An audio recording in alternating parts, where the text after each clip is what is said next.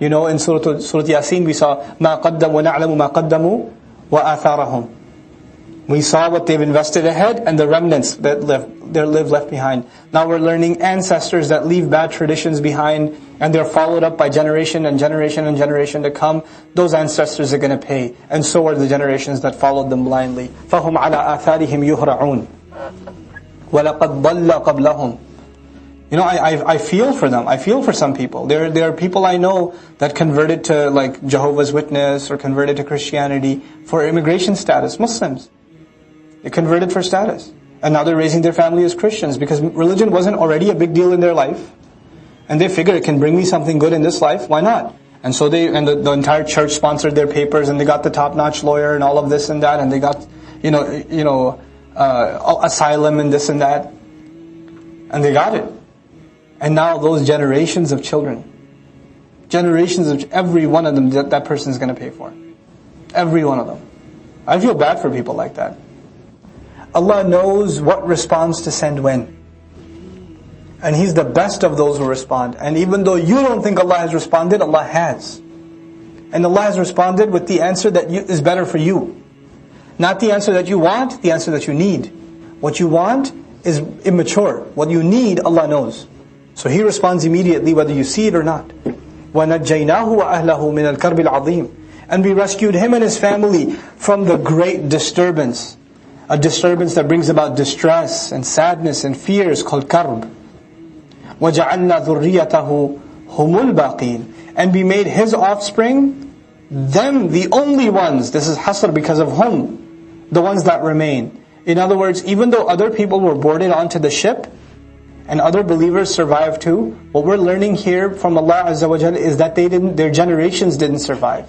The only generations that survived were the sons of Nuh alayhi salam that were believers that came with him. One of them we know about that didn't come on board.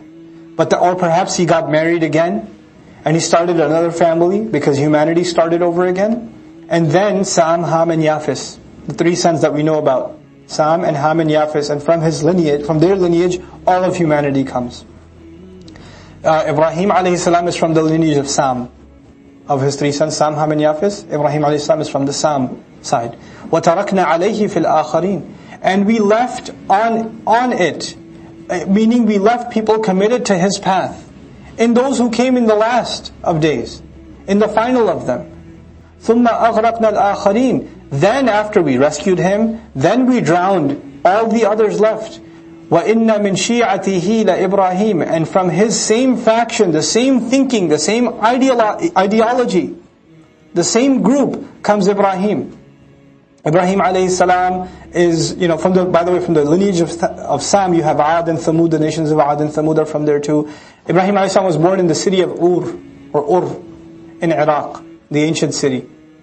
You have to come to Allah biqalbin salim, with a sound, healthy, good heart. And what does a sound heart mean? The same thing Allah described in Surah Fatir, فِطْرَةَ اللَّهِ الَّتِي فَطَرَ النَّاسَ عَلَيْهَا.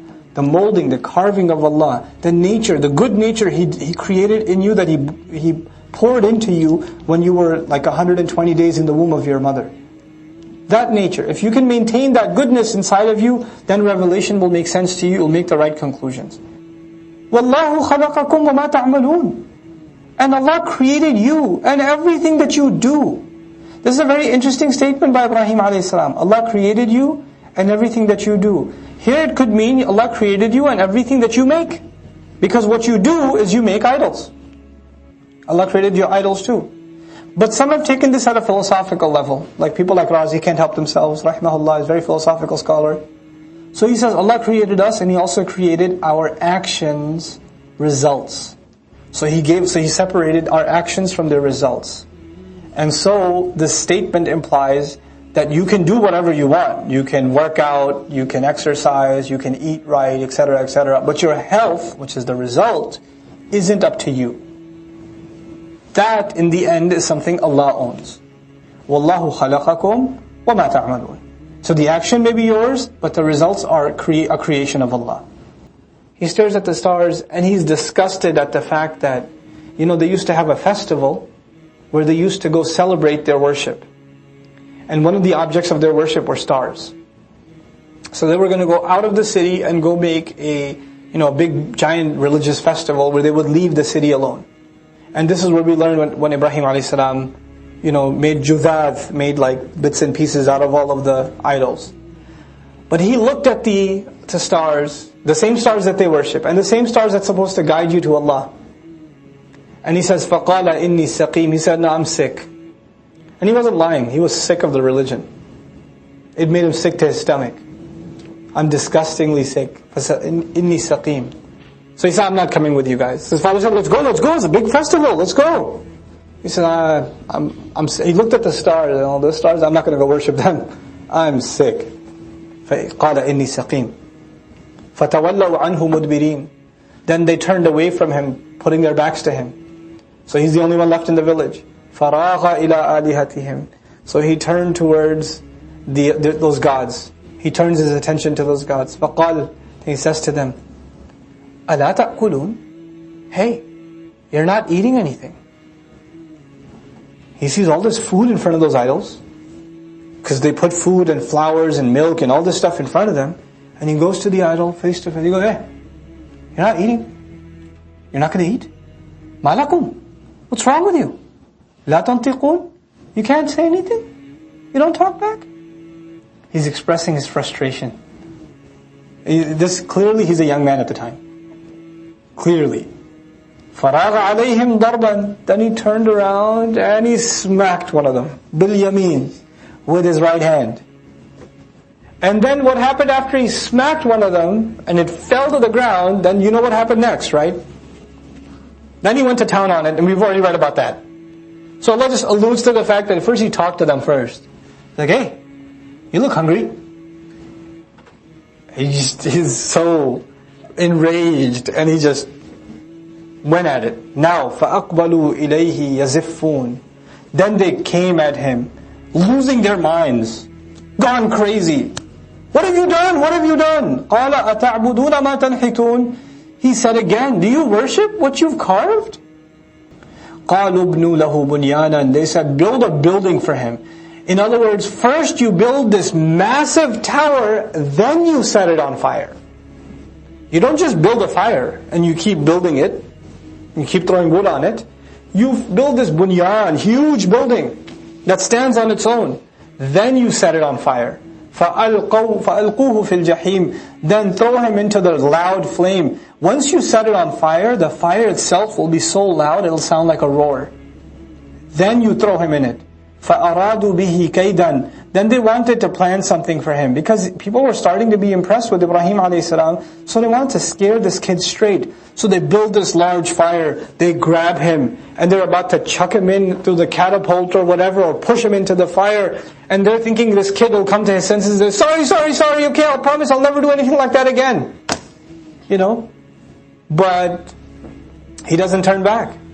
فَجَعَلْنَاهُمُ الْأَسْفَلِينَ. Then He made them the lowest, which Allah keeps ambiguous from us what He did with them. Allah just tells us He made them the lowest, which means they were humiliated. It could also mean that they sunk, they were killed, we don't know. But we do know that Ibrahim a.s. escaped. قَالَ إِنِّي ذَاهِبٌ إِلَىٰ رَبِّي سَيَهْدِينَ. He said, I'm going to my master, He'll guide me.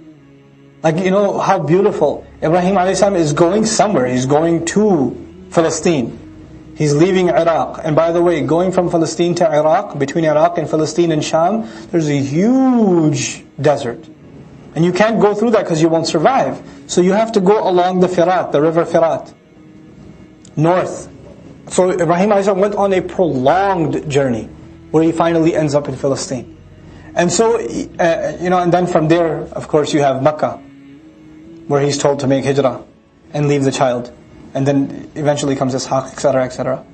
So you have Ibrahim a.s. and he's not saying I'm going to Palestine, I'm going to Allah. إِنِّي ذَاهِبٌ إِلَىٰ رَبِّي سَيَهْدِينَ. He'll guide me.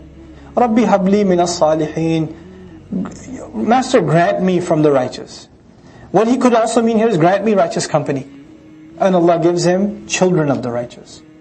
He grants him children. فَبَشَّرْنَاهُ بِغُلَامٍ حَلِيمٍ. Then we congratulated him of a forbearing, loving, compassionate. Hilm is actually a patient, tolerant child. Hilm also means that you don't get overwhelmed. You don't overreact. You take things and you can absorb them and you can deal with them in a calm way. This is hilm. And it's actually a very rare quality described in the Qur'an. Other than for Allah, which is, of course, Halim is used for Allah Himself. Other than Allah, it's only used for two individuals in the entire Qur'an. It's used for Ibrahim alayhi salam, and it's used for Ismail alayhi salam. And that's it. Those are the only two individuals it's used for. فَبَشَّرْنَاهُ بِغُلَامٍ حَلِيمٍ فَلَمَّا بَلَغَ مَعَهُ السَّعْيَ. Then when his son reached the age where he could run with him, he could go around and make the efforts with him, he could back him up. قَالَ يَا بُنَيَّ. He said, my son, إِنِّي أَرَى فِي الْمَنَامِ. I keep seeing in a dream, in the dream, أَنِّي أَذْبَحُكَ, that I am slaughtering you. فَانظُرْ. Then you observe, think about it. ماذا ترى? What do you think it means? قَالَ. He said, يَا أَبَتِي. Dad, I love you so much. يَا أَبَتِي. My beloved, respected father. إِفْعَلْ مَا تُؤْمَرْ. Do without thinking what you've been told to. Just do it, Dad. This is hilm. إِفْعَلْ مَا تُؤْمَرْ. The father must have cried when he heard that.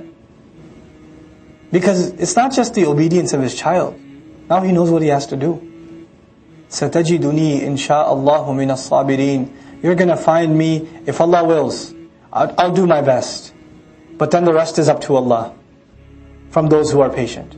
Because I don't know my future. I don't know if I'll be patient tomorrow or not. My intention is there. But since it's a matter of the future, I can't even be certain of my own internal state in the future. So I'm going to add inshaAllah. If Allah wills, you'll find me from the patient.